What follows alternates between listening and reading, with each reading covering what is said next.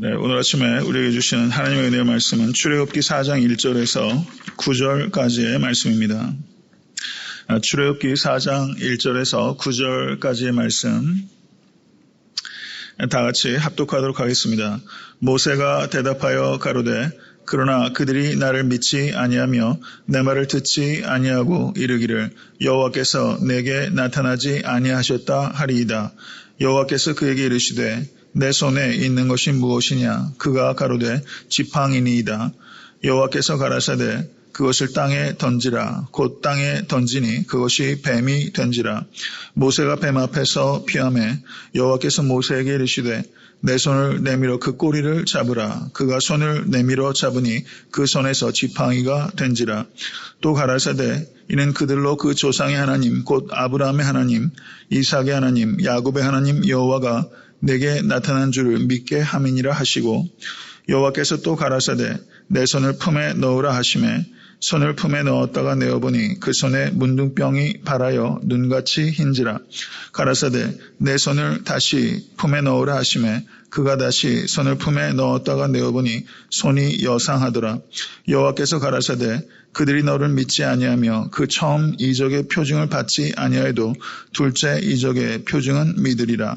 그들이 이 두 이적을 믿지 아니하면 내 말을 듣지 아니하거든. 너는 하수를 조금 취하다가 육지에 부으라. 내가 취한 하수가 육지에서 피가 되리라. 아멘. 하나님의 말씀입니다. 네, 오늘 봉독한 출애굽기 4장 1절에서 9절의 말씀은 성도님들이 익히 잘 아시는 그 말씀이세요. 그런데 그 의미가 좀 아리송하지 않습니까? 뭔가 안개 속을 걷고 있는 것 같은 그 느낌을 갖게 하는 말씀이기도 합니다. 출애굽기 3장 16절에서 18절 상반절을 보시면 너는 가서 이스라엘 장로들을 모으고 그들에게 이르기를 여호와 너의 조상의 하나님 곧 아브라함과 이삭과 야곱의 하나님이 내게 나타나 이르시되 내가 실로 너희를 권고하여 너희가 애굽에서 당한 일을 보았노라. 내가 말하였거니와 내가 너희를 애굽의 고난 중에서 인도하여 내어 젖과 꿀이 흐르는 땅 곧 가나안 족속, 헷 족속, 아모리 족속, 브리스 족속, 히위 족속, 여부스 족속의 땅으로 올라가게 하리라 하셨다 하면 그들이 내 말을 들으리니. 그들이 내 말을 들을 것이다. 하나님께서 이야기하셨어요. 그런데 4장 1절을 보십시오. 그러나 그들이 나를 믿지 아니하며 내 말을 듣지 아니하고 이르기를 이렇게 말하고 있는 것이죠. 모세는 내 말을 들을 것이다라는 하나님의 말씀에 대해서 모세는 지금 정반대로 저는 생각이 다릅니다 라고 모세가 이야기를 하는 거예요. 그렇죠? 4장 1절에서 모세는 그렇게 대답했습니다. 모세는 살인자요 도망자요. 그리고 40년 전에 자기가 호기를 부렸다가 사실 그런 호기 쉽지 않은 호기죠. 애굽의 왕자라는 자리를 사실상은 어느 정도 포기하는 것을 각오하는 행동이었습니다.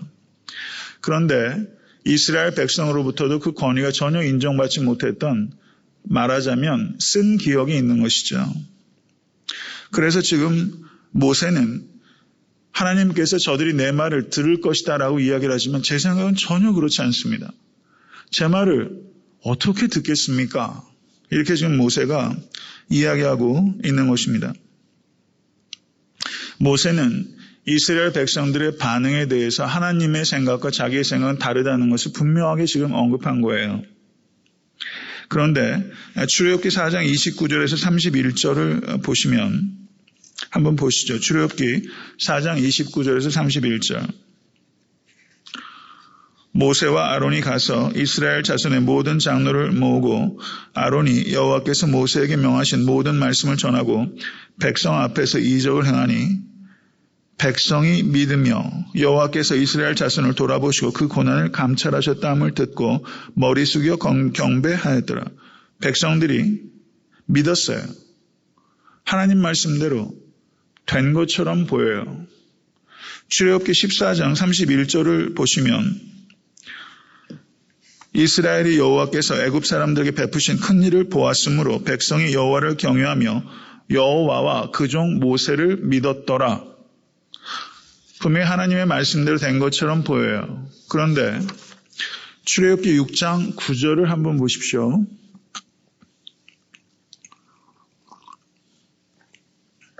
출애굽기 6장 9절 다시 한번 읽어보겠습니다. 모세가 이와 같이 이스라엘 자손에게 전하나 그들이 마음의 상함과 역사의 혹독함을 인하여 모세를 듣지 아니하였더라. 6장 12절 같이 읽습니다.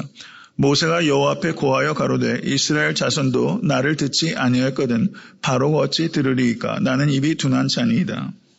그러면 하나님께서 모세에게 3장 18절에 사람들이 모세 너의 말을 들을 것이다. 이 말씀은 그대로 됐습니까? 안 됐은 겁니까?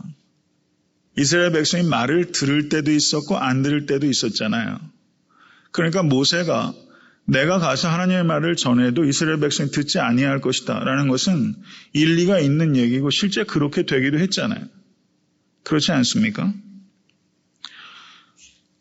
아리송한 상황이죠. 사람이 아리송한 겁니다.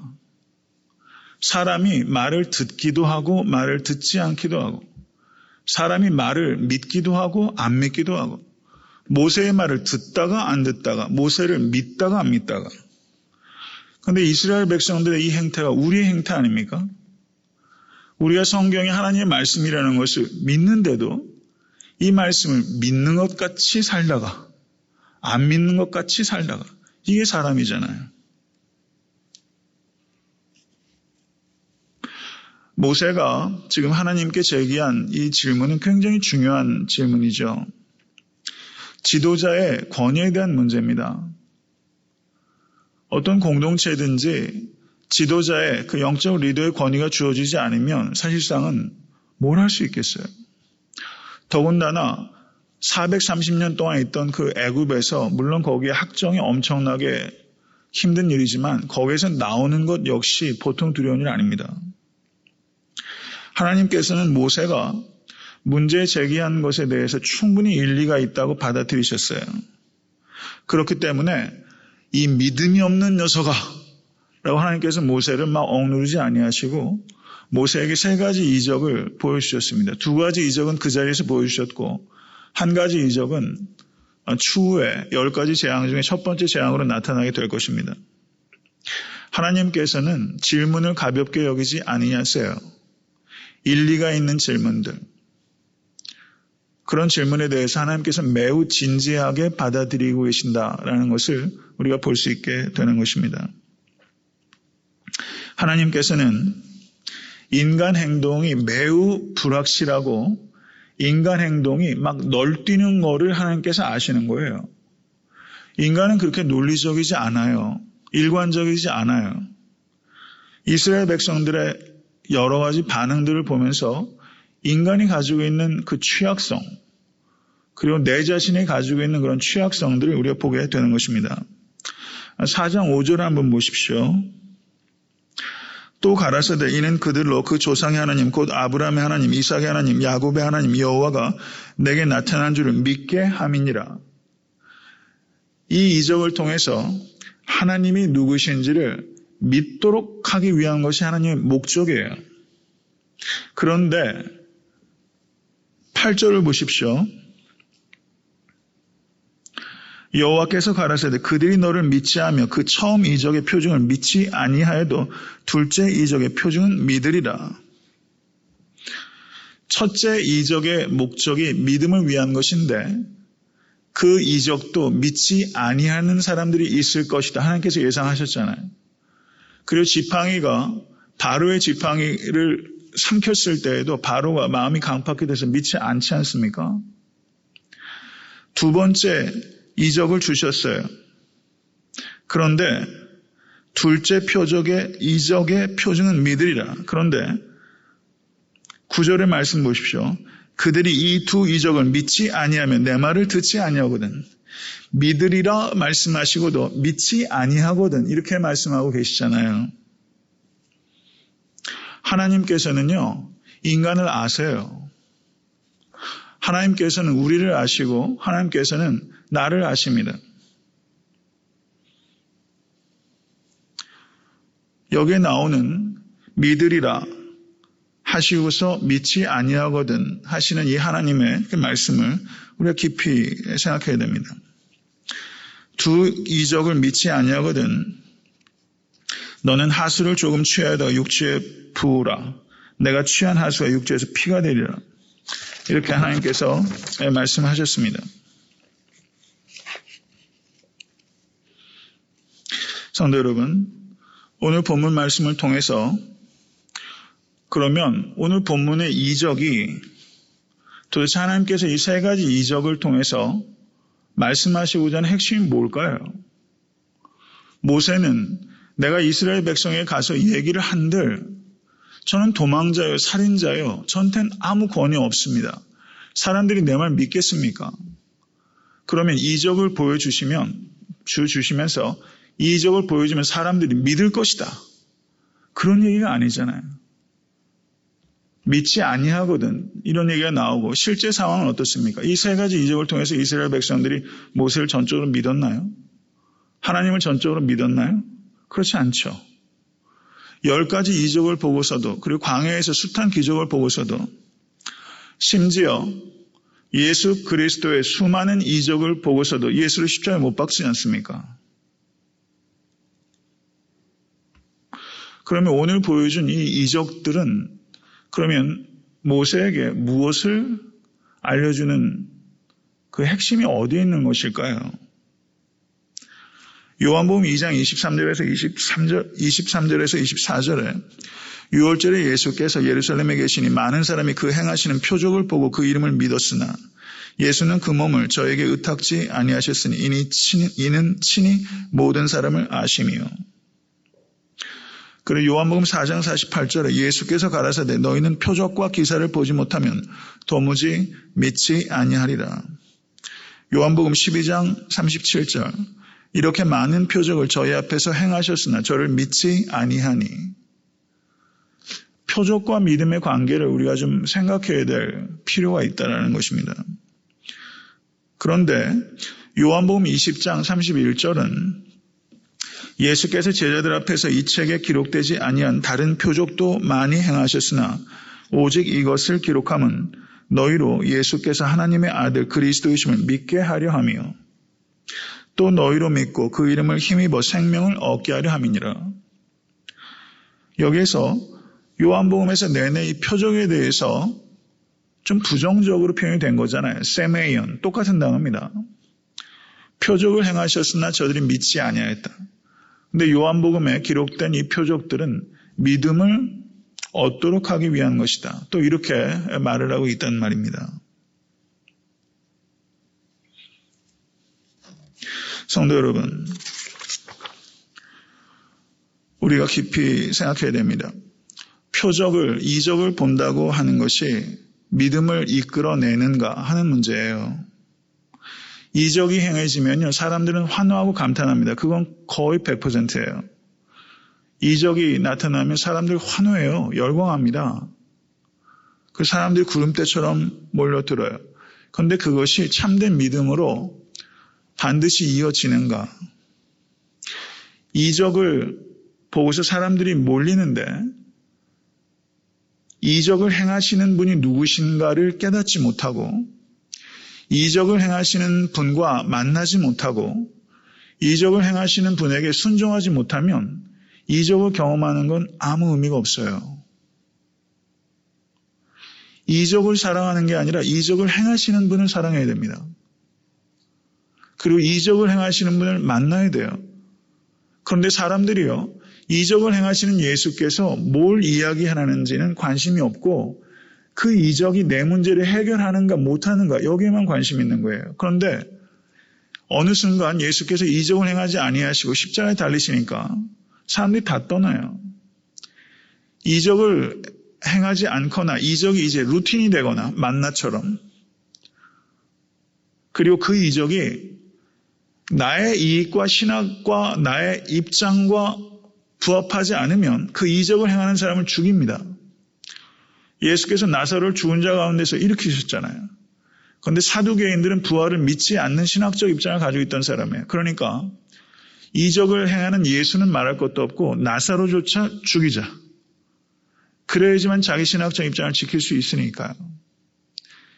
이적이 나타나도 그 이적이 내 입장과 이익에 부합하느냐, 나에게 이익이 되느냐, 사실은 그 문제예요.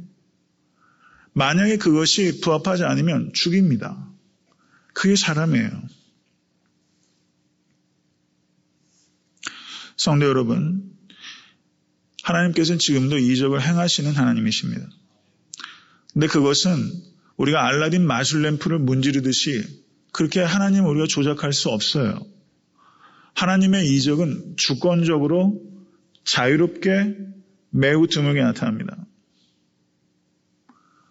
그런데 이적이 없다고 말하는 것은 불신앙입니다. 그런데 만사를 이적으로 해결하려는 것은 불건전한 거예요. 성도 여러분, 정말 기적이 뭡니까?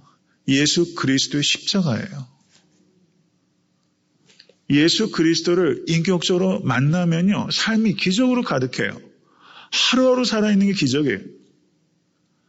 기적의 목적이 기적을 행하시는 하나님을 만나고 그리고 그분께 순종하는 거라면 살아계신 말씀이 여기 있고 이 말씀을 우리가 묵상하고 그대로 순종해요. 그러면 기적의 목적을 다 이루는 거잖아요. 성도 여러분, 우리가 말씀을 먹고 그리고 말씀대로 순종하는 것은 기적의 목적을 성취하는 거예요. 성경 말씀 깊이 묵상하고 순종하는 것 가볍게 여기지 마십시오. 그렇게 되면 인격이 변합니다. 그거 기적 아니에요? 저는 오늘 아침에 설교 원고를 쓰면서도 어떻게 예수님을 믿게 되었을까?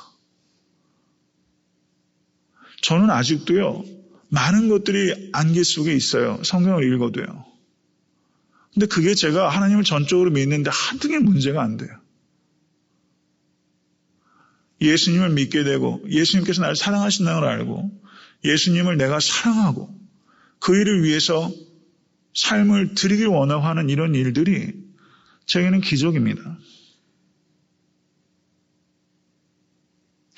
오늘 본문에 나타나는 이 문제는 권위에 대한 문제라고 할 수 있죠. 사실은 모든 영적 리더들이 이걸 질문해요. 하나님, 사람들이 내 말을 듣겠습니까? 그런데 하나님께서는요, 지금 모세를 다루시면서 하나님은 권위가 있으세요. 그런데 하나님은 권위적이지 않습니다. 권위와 권위주의는 전혀 다른 거죠. 하나님께서 권위주의적이면 모세가 질문할 때 전혀 대답하지 않죠. 근데 하나님께서 이적을 3가지나 이렇게 보여주시면서 그러면서 하나님께서 권위를 잃지 아니하시면서 대화를 하시잖아요. 이 이적의 의미를 한번 생각해 봤으면 좋겠습니다. 지팡이는 권위를 나타냅니다. 애굽의 왕도 지팡이를 들고 있고 그 지팡이에는 코브라가 새겨져 있습니다. 나중에 이 문제에 대해서는 제가 좀 더 깊이 얘기하겠지만 지팡이를 던지라 하고 뱀은요, 제압하려면 뱀은 머리를 제압해야 되지 않습니까? 근데 모세에게 머리를 잡으라고 하지 않고 꼬리를 잡으라는 것은 뱀이 완전히 팔을 감고서 물 수 있는 상황에 노출이 되는 것이죠. 모세는 지금 꼬리를 잡으라는 하나님의 말씀에 꼬리를 잡았고 그리고 그것이 다시 지팡이가 됐습니다. 리더의 권위는요, 하나님의 말씀에 순종하는 데서 생기는 것입니다. 뱀의 꼬리를 잡으라 해도 꼬리를 잡을 때 권위가 생기는 거예요. 두 번째는 모세에게 손을 품에 넣으라. 이게 뭐 어려워요? 손을 품에 넣었어요. 손을 뺐어요. 문둥병이 발생한 거예요. 그런데 하나님께서 다시 품을 넣어라. 이건 다른 문제죠. 문둥병이 발한 것을 그러면 어떻습니까? 여기를 그냥 어디 접촉을 안 하려고 그럴까? 몸에도 어디 문지르질 않죠. 왜냐하면 더 빨리 급속하게 퍼질 수 있으니까. 문둥병에 걸린 손을 품에 넣으라. 뱀꼬리 잡으라는 것과 비슷한 얘기 아닙니까? 더 위험한 거죠. 넣으라. 넣었더니 나았어요. 우리가 결국은요, 이런 용감한 행위, 결국 쉽지 않은 행위죠. 저는 우리가 개인이나 교회나 나병에 걸린 손을 품에 넣으라 라고 하나님께서 말씀하실 때 주께서 말씀하시니 내가 그렇게 하겠나이다. 그렇게 할 때 권위가 생기는 것 아니겠습니까? 세 번째는 하수를 조금 취하여다 육지에 부으라. 그럼 육지에서 피가 되리라. 나일강은 그 당시 생명의 근원이요 풍요의 원천입니다. 애굽인들이 섬기는 우상이 거기에 관계가 돼요. 나일강은 애굽 신에 속한 것이 아니라 하나님께 속한 것입니다. 출애굽할 때도 이스라엘만의 하나님이 아니라 하나님은 모든 나라의 하나님이십니다. 믿으십니까? 나일강은 하나님께 속한 거예요. 모세의 지팡이지만 하나님의 지팡이가 될 것이며 모세의 손이지만 이 손은 하나님의 손이고 나일강은 애굽 신의 것이 아니라 하나님의 것입니다. 모세가 내가 무슨 권위가 있어서 이스라엘 백성들에게 리더를 하겠습니까? 이것에 대해서 하나님께서 대답하신 것은 내가 하나님이다. 이걸 대답하신 거예요. 내가 하나님이다. 성도 여러분, 하나님을 믿는다는 성도들이 제일 하지 못하는 것, 하나님을 믿는 것이라는 것이죠. 하나님을 믿는다고 해서 우리가 성도인데 제일 하지 못하는 거 하나님을 믿는 거예요. 매 순간의 삶 속에서 우리가 지팡이를 던지고 뱀의 대가리를 잡아요. 문둥병이 걸린 손을 품에 넣지를 못해요. 나약하고 겁쟁이 이루 말할 수가 없습니다. 상식적이지도 못할 때가 얼마나 많은지 모릅니다. 성도 여러분, 진정한 권위와 능력은 나에게 있지 않고 하나님께 있고 내가 누군지를 결정하는 것은 하나님이 누군지를 우리가 아는 것을 통해서 결정이 됩니다. 나의 아이덴티티는 하나님의 아이덴티티로부터 오는 거예요. 이거 믿으실 수 있게 되기를 간절히 바랍니다. 모쪼록 깨끗한 그릇 되십시오. 그럼 하나님의 능력의 통로가 될 줄로 믿습니다.